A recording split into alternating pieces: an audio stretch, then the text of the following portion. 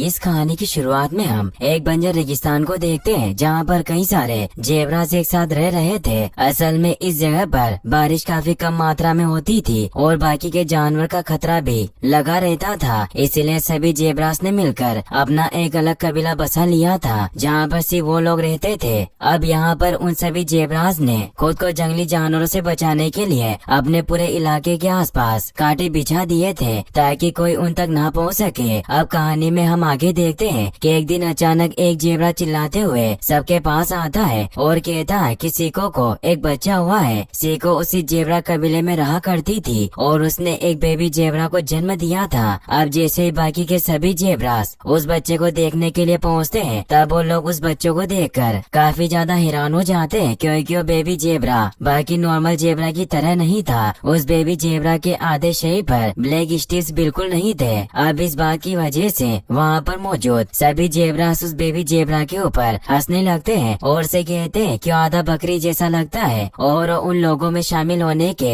बिल्कुल भी लायक नहीं है। उस बेबी जेब्रा को काफी बुरा लगता है, लेकिन उसके पेरेंट्स उसे समझाते हैं कि तुम जैसे भी हो हमारे बच्चे हो और दुनिया चाहे जो भी कहे हम तुम्हारा ख्याल जरूर रखेंगे। अब यहाँ पर सीको उस बेबी जेब्रा का नाम खुम्बा रख देती है। खुम्बा का मतलब होता है कि कभी न हार मानने वाला। अपने नए नाम की वजह से खुम्बा काफी ज्यादा खुश होता है। हालांकि वहाँ पर मौजूद कुछ जेब्रा खुम्बा को देखकर कहते हैं कि वो शापित है और उसकी वजह से अब पूरे कबीले के सर पर खतरा मंडरा रहा है। यहाँ पर कुछ जेब्रास तो ये भी कहते हैं कि शरीर पर आधे स्टिप्स होने का मतलब है कि खुम्बा शैतान का अवतार है और उसी की वजह से बारिश नहीं हो रही है और उसके पैदा होते ही उनका तालाब भी सूखने लगा है। यहाँ पर हमें पता चलता है कि वो सभी जेब्रास अपने इलाके से बाहर बिल्कुल नहीं जाते थे क्योंकि उन्हें जंगली जानवरों का डर लगा रहता था। इसीलिए उनके इलाके में एक छोटा सा तालाब था जिसमें कुछ पानी भरा हुआ था और वो सभी जेब्रास उस पानी के बदौलत ही अपनी जिंदगी गुजार रहे थे। लेकिन कुछ दिनों से इतनी ज्यादा गर्मी बढ़ चुकी थी कि जिसकी वजह से वो तालाब भी अब सूखने लगा था। इसीलिए सभी जेब्रा डिसाइड करते हैं कि अब सिर्फ एक वक्त का ही पानी पियेंगे ताकि थोड़ा थोड़ा पानी पीकर वो पूरे तालाब का पानी खत्म होने से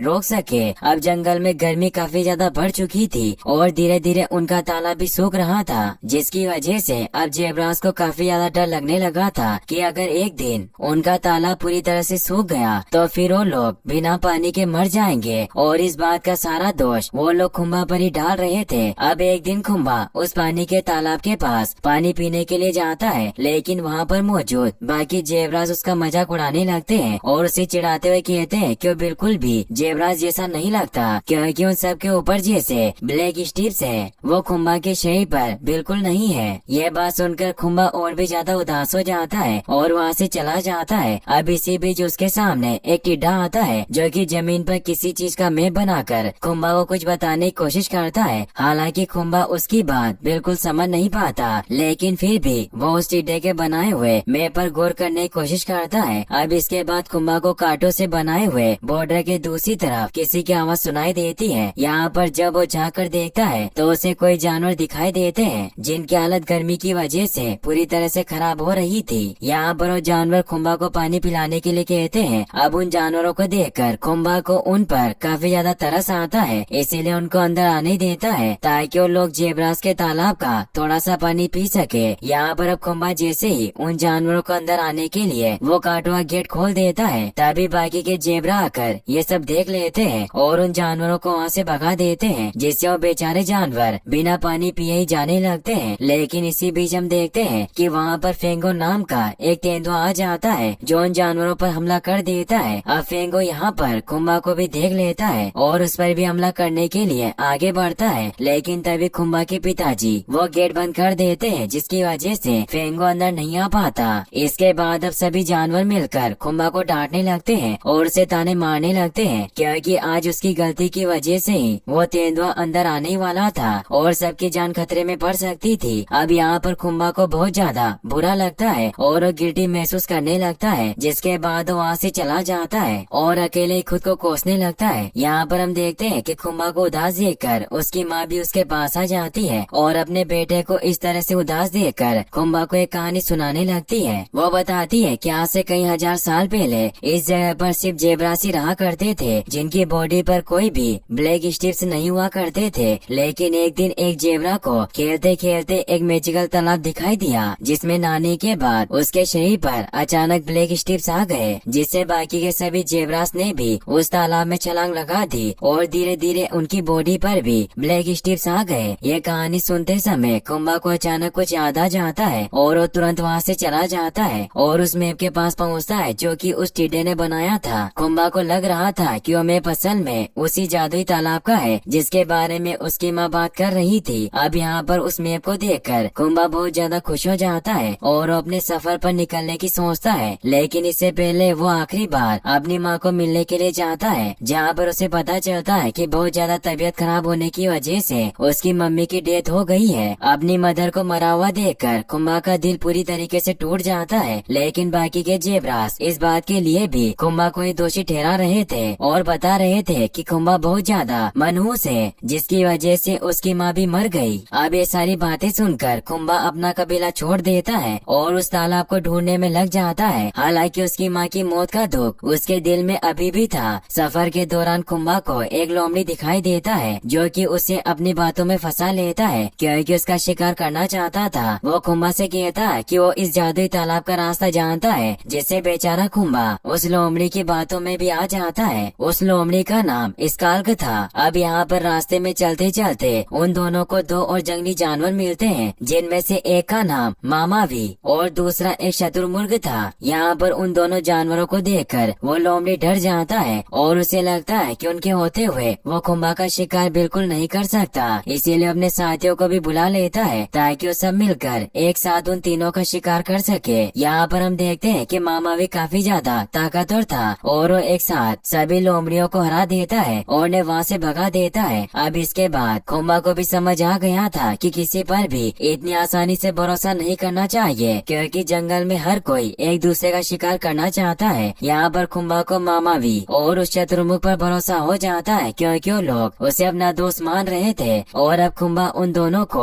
अपने इरादे के बारे में बता देता है कि वो असल में एक जादुई तालाब ढूंढने में लगा हुआ है ताकि वो बाकी जेबरास की तरह बन सके, जिसके शरीर पर पूरे ब्लैक स्ट्रिप्स हो। वही हम उस तेंदुए को देखते हैं जिसका नाम फेंगो था। वो उस लोमड़ी के पास आ जाता है और उसे दबोच लेता है और उससे जबरदस्ती कुंभा का पता उगलवा लेता है। यहाँ पर वो लोमड़ी फेंगो को सब कुछ बता देता है कि असल में कुंभा किसी जादुई तालाब को ढूंढने चला गया है और इसके बाद फेंगो अब उसकी खुशबू सूंघते सूंघते उसका पीछा करने लग जाता है। वहीं सीन शिफ्ट होकर हमें दिखाया जाता है कि कुंभा मामावी और उस शत्रुमुख ने अपने रहने के लिए सुरक्षित जगह का बंदोबस्त कर लिया था और जंगली जानवर से बचने के लिए उन तीनों ने आग भी लगा ली थी। अब अगली सुबह कुंभा मैप के मुताबिक फिर से अपने सफर पर निकल पड़ता है और यहाँ पर उसे 3 लंबी पहाड़ियों को ढूंढना था, क्योंकि उस मैप में यही लिखा हुआ था। यहाँ पर मामावी और उस शत्रुमुख कुंभा का साथ देने में मदद करते हैं और उसके सफर पर निकल पड़ते हैं। इधर कुंभा के पिताजी कुंभा के इस तरह से जाने की वजह से काफी ज्यादा परेशान थे और इसी बीच उन्हें कुंभा और फेंगो के पैरों के निशान मिलते हैं, जिसे देखकर उन्हें लगता है कि फेंगो ने कुंभा को मार दिया है। अब वो ये बात अपने कबीले में बाकी जेबरास को भी बताते हैं, जिसे सुनकर एक जेबरा कहता है कि अच्छा हुआ कुंभा मर गया, क्योंकि एक शापित जेबरा था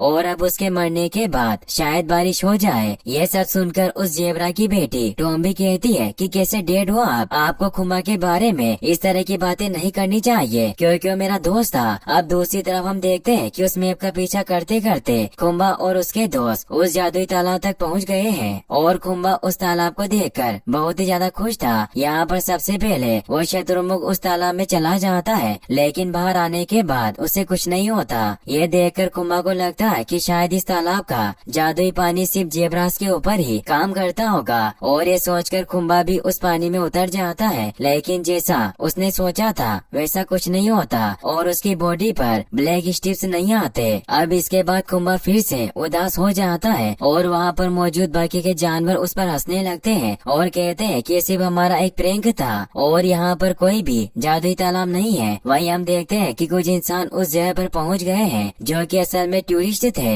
यहाँ पर वो सभी इंसान कुंभा को देखकर काफी ज्यादा हैरान हो जाते हैं, क्योंकि उन्होंने भी आज से पहले इतना अलग जेबरा कभी नहीं देखा था और अब सब लोग अपनी कार्स में बैठकर कुंभा का पीछा करने लगते हैं ताकि वो लोग उसे पकड़ सके। हालांकि कुंभा अपनी जान बचाकर वहाँ से भागने की पूरी कोशिश करता है, लेकिन इन इंसान आखिरकार उसे पकड़ लेते हैं। एक गिलहरी ये सब कुछ होता हुआ देख रही थी और वो खुम्बा की मदद करने की सोचती है। और अब इसके बाद वो गिलहरी भागते हुए आकर ड्राइवर की फ्रंट मिरर पर चिपक जाती है, जिसकी वजह से ड्राइवर का बैलेंस बिगड़ जाता है और उसकी गाड़ी पलटी हो जाती है। खुम्बा तुरंत अपनी जान बचाकर वहाँ से भाग जाता है और अब वो इंसानों के केस से आजाद हो चुका था। दूसरे सीन में हम देखते हैं कि वो गिलहरी खुम्बा के पास आ जाती है और उसे बताती है कि उस जादुई तालाब के बारे में तुम्हें ब्लैक ईगल ही बता सकता है। उसके बाद अब खुम्बा उस ब्लैक ईगल को ढूंढने के लिए चला जाता है और यहाँ पर उसके साथ मामावी और शतुरमुर्ग भी फिर से उसके सफर पर जुड़ जाते हैं। वहीं दूसरी तरफ हम देखते हैं कि जेब्रा के कबीले ने डिसाइड किया था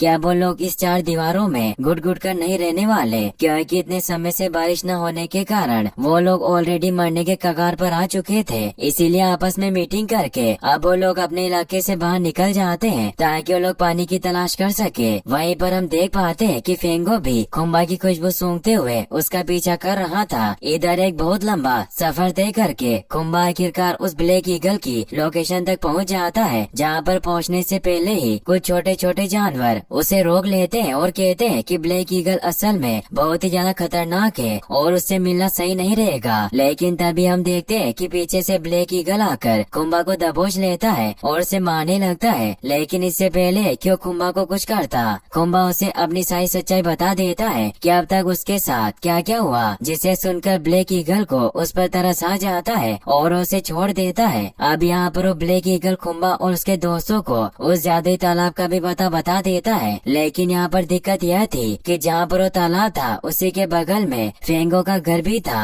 मतलब घूम फिर कर खुम्बा को फेंगो के पास ही जाना पड़ेगा। ब्लैक ईगल खुम्बा को ये भी बताता है कि जब फेंगो एक छोटा बच्चा था तब उसकी एक आँख खराब थी, जिसकी वजह से बाकी सभी तेंदुए उसका मजाक उड़ाया करते थे। लेकिन इसके बावजूद भी फेंगो की सूंघने की शक्ति कई गुना ज्यादा है और वो दूर से ही अपना शिकार सूंघ लेता है, जिसकी वजह से आजकल वो शिकार करने में काफी ज्यादा माहिर हो चुका है। अब न चाहते हुए भी खुम्बा को ये रिस्क लेना पड़ रहा था, क्योंकि आखिरकार उसे कैसे भी करके उस तालाब तक जो पहुंचना था। अब आगे चलकर हम उस गिलहरी को भी देखते हैं जिसने पहले खुम्बा की भागने में मदद की थी। वो अपने सभी साथियों के साथ मिलकर डिसाइड करते हैं कि वो लोग भी खुम्बा की अपने मिशन में मदद करेंगे, जिसके बाद वो सभी लोग खुम्बा के साथ जाने के लिए तैयार हो जाते हैं। यहाँ पर जब मामावी और शत्रुमुख को पता चलता है कि खुम्बा उस जगह पर जा रहा है जहाँ पर फेंगो का घर है, तब वो लोग भी उसे वहाँ जाने से रोकते हैं। लेकिन खुम्बा उनकी एक नहीं सुनता और उन दोनों को अकेले छोड़कर ही आगे बढ़ जाता है। कुछ ही समय में वहाँ पर फेंगो पहुँच जाता है और उस शत्रुमुख और मामावी को देख लेता है और उन्हें दबोच लेता है। यहाँ पर डर के मारे वो दोनों भी फेंगो को खुम्बा का पता बता देते हैं। इसके बाद फेंगो भी खुम्बा के पीछे पीछे चल पड़ता है। फेंगो के जाने के बाद अब मामावी और उस शत्रुमुख को एहसास होता है कि उन्हें इस तरह से खुम्बा को अकेले नहीं जाने देना चाहिए और उन्हें भी उसकी मदद करनी चाहिए। इसीलिए वो दोनों भी खुम्बा के मिशन पर फिर से जुड़ने का फैसला करते हैं। अब दूसरे सीन में हम देखते हैं कि खुम्बा अपने सफर पर अकेले ही निकल पड़ा है और कुछ ही समय में वो एक बंजर जमीन के पास आकर बेहोश हो जाता है, क्योंकि पानी न मिलने की वजह से वो काफी ज्यादा थक चुका था। यहाँ पर उसकी आंखें बंद होने वाली थी कि तभी वो देखता है कि जंगल का कोई जानवर उसकी तरफ भागते हुए आ रहा है और असल में ये एक बकरी थी, जिसकी एक समय पहले खुम्बा ने पानी पिलाकर मदद की थी। यहाँ पर वो बकरी खुम्बा की मदद करती है और उसे खाने के लिए एक फल देती है, जिसके बाद खुम्बा के अंदर थोड़ी सी ताकत आ जाती है और वो बकरी खुम्बा को उस जादुई तालाब के पास भी छोड़ देती है। वहीं दूसरी तरफ हम देखते हैं कि जंगल के वो सभी जानवर खुम्बा की मदद करने के लिए इकट्ठा हो चुके हैं और उसी के पीछे पीछे आ रहे हैं। खुम्बा को जादुई तालाब तक पहुंचने के लिए एक गुफा से होकर गुजरना था, जिसके अंदर वो चला जाता है। यहाँ पर अब बाकी के जानवर भी उस गुफा तक पहुँच चुके थे, लेकिन किसी कारण वहाँ आग लग जाती है, जिसकी वजह से वो लोग उस गुफा के अंदर नहीं जा पाते। मामावी डिसाइड करता है कि वो गुफा की पिछली तरफ जाकर उसे तोड़ देगा ताकि वो सभी जानवर उसके अंदर जा सके, लेकिन वो इसमें भी नाकामयाब रहता है। वहीं खुम्बा काफी ज्यादा मुश्किलों का सामना करने के बाद आखिरकार उस जादुई तालाब तक पहुंच चुका है और वो उस गुफा में दीवारों पर कुछ पेंटिंग्स भी देखता है जिसमें कई सारे जेबरा बने हुए थे। तभी वहाँ पर फेंगो आ जाता है, जिसे देखकर खुम्बा काफी ज्यादा डर जाता है। यहाँ पर फेंगो खुम्बा को बताता है कि कई साल पहले एक भविष्यवाणी हुई थी, जिसके मुताबिक जंगल में एक आधे ब्लैक स्टिच वाला जेबरा पैदा होगा, जिसे खाकर मेरी आँख दोबारा ठीक हो जाएगी जाएगी और मैं पहले से भी ज्यादा ताकतवर बन जाऊंगा। अब फेंगो के ये इरादे सुनकर कुंभा काफी ज्यादा डर जाता है और वहाँ से भागने की कोशिश करता है, लेकिन तभी फेंगो उस पर हमला कर देता है। कुंभा अपनी जान बचाने के लिए इधर उधर भागने लगता है और वो उस तालाब में कूद जाता है, जिसके पीछे पीछे फेंगो भी उस तालाब में गिर जाता है और वो दोनों पानी के अंदर ही एक दूसरे से हाथापाई करने लगते हैं। अब उन दोनों के झगड़े की वजह से वहाँ पर कमजोर चट्टानें टूटने लगती है और उस गुफा का मुंह खुल जाता है, जिसकी वजह से गुफा के दूसरी तरफ से कई सारा पानी बाहर आने लगता है। अब सभी जानवर मिलकर देखते हैं कि कुंभा और फेंगो के बीच में एक काफी जबरदस्त लड़ाई हो रही है और वो लोग एक चट्टान के कोने पर आ चुके हैं। यहाँ पर जब फेंगो कुंभा के ऊपर छलांग लगाने वाला था कि तभी कुंभा उस चट्टान को धकेल देता है, जिसकी वजह से फेंगो वहाँ से नीचे गिर जाता है और उसके ऊपर कई सारी चट्टानें गिर जाती है, जिसकी वजह से फेंगो की वहीं पर डेथ हो जाती है। अब इसके बाद वो पूरी गुफा टूटने लगती है, जिसकी वजह से कुंभा भी उस चट्टान से नीचे पानी में गिर जाता है और उसके ऊपर भी कुछ पत्थर गिर जाते हैं। हालांकि वो सभी जानवर मिलकर कुंभा की मदद करते हैं और उसे उन पत्थरों के बीच से